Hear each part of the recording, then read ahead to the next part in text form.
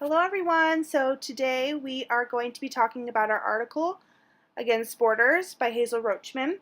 My name is Kimberly Anderson, and here we go. So I have the beginning of the article, and in my portion she starts the article by explaining what it was like to live in South Africa during the apartheid. She says that when she moved to the state, when people would ask her about her accent, there was always a sense of shame that she felt when people would ask her this. Hazel states that she didn't realize, quote unquote, that racism was all around her, and at the end of the day, she just tried to be a good person and, just do her best to be good. During this period, individualism was not often seen. Most blacks in South Africa were treated very poorly, and most things were either a crime or only offered to whites. There was also a lot of segregation. She said public libraries were mostly open to whites, even though they were supposed to be public. And most black writers were thrown into prison at this time. She says, quote, "The apartheid government, with its rigorous censorship, was right about one thing: books matter," which I think this is a really big, important thing about this article. And she says they didn't want people to think for themselves, so they started to burn books and ban books. And she says that this happens a lot in history, but at the end of the day, the stories still live on. And she says how books can make a huge difference, and a good book can break down a border and a wall. She says a good story lets you know people as individuals and all their particularity and conflict. And once you see someone as that person, then you've reached beyond a stereotype. So that's what I read. And so now I'm going to pass it off. As a concept, it's not just the first thing that comes to mind, which is race. Multiculturalism goes across cultures and against borders, which is where the title came from. When diverse cultures are represented in books, it should not be in a novelty way, such as showing the culture as cute or exotic, but in a way that cultures are represented together and accurately. When authors include multiculturalism in their books, it promotes diversity in libraries and schools. That is not saying that the book is purely based on the topic of multiculturalism. Books like this are not the best idea because the topic is so broad. People often feel the need to choose the right book with the right message to show good role models. With young people, authors want to help promote reading so they can try to be all-inclusive or completely bland. This has the opposite effect because it makes those readers read less than they already do. This quote that I chose explains how there is no way to include everything, so writers can use uncertainty to let everyone win. When creating a library, it is important to show all sorts of perspectives, but it is also impossible to do so in one book, so it should not be expected. This also plays into the idea that authors should represent the culture or ethnicity that they write about.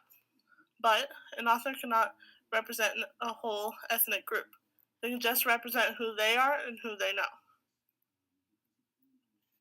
Each person, author or not, belongs to a larger community, but those communities include smaller, diverse groups. A group in one area may relate to another group, but the geographic differences can make differences within the groups. An example of this is a Spanish-speaking community. They all speak Spanish, but there are different dialects that make it harder to choose how to translate books. Whose Spanish is the best to choose? It is hard to know. When authors write about different cultures or groups, there's the debate of authenticity. For instance, an author could use words to describe a person or group that is not offensive in their culture, but it could be offensive in another person's culture. Overall, multiculturalism is important to include in books, but it is impossible to do perfectly. And I'm going to be reading to you the key points I took from the article Against Borders by Hazel Roachman. In my paragraphs, Hazel talked about speaking the truth. You don't have to be reverential all the time, which is respectful. And then there's a patronizing guilt that we feel to read books about bravery and freedom. But what about culture and ethnic backgrounds? In Hazel's anthology, she had the courage to add all types of people and culture. America needs to break stereotypes on religious backgrounds and cultures. People cannot get over the stereotypes, and too many children's books about different cultures take the tourist approach.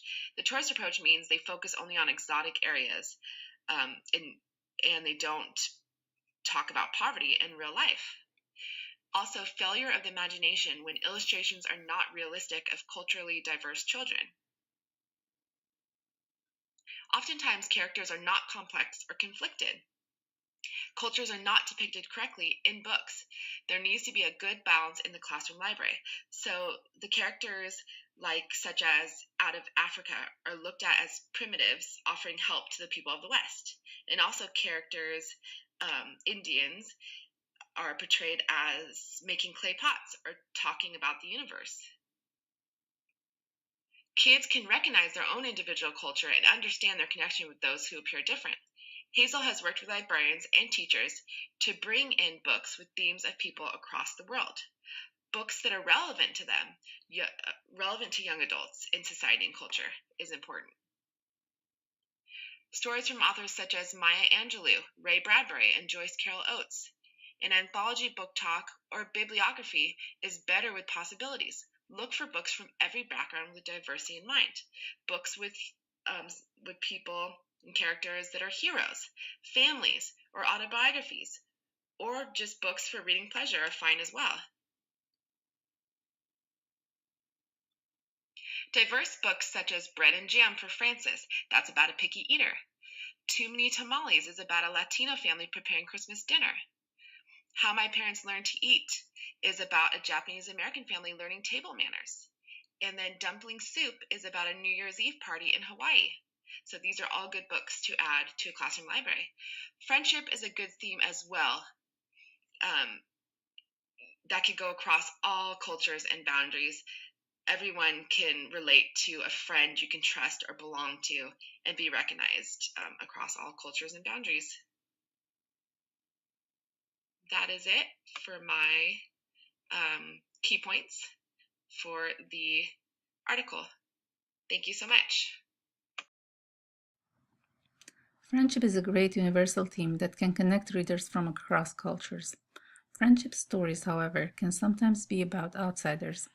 Great examples of books with that theme are S.C. Hinton's Outsiders, Jack Schaefer's Shane, and Cynthia Voigt's The Runner. Gender and coming-of-age stories can also tie into the outsider theme. For example, Jerry Spinelli's There's a Girl in My Hammerlock is a story about a girl who dreams about being on her school's wrestling team. And Sojourner Truth, on the other hand, gives us a stirring speech about women and equality. Family is another great theme that can bring people together across cultures. Some great books are Sandra Cisneros' The House on Mango Street and Michael Doris's historical novel Morning Girl. Some examples of poetry are Robert Hayden's Those Winter Sundays and Mary Haberman's Brother. In her book Against Borders, Rockman tries to give many examples of projects, some that focus on one culture at a time, and others that connect books across cultures. She realizes that the multicultural debate is all about not feeling shut in. In the apartheid regime, she was ignorant without knowing that she was ignorant, because she did not know what she could be. Also because she had no access to stories or music of the world around her. Borders shut us in, she states, but books can break those walls down. Books have the power to transform us in a way that we start to see ourselves and others.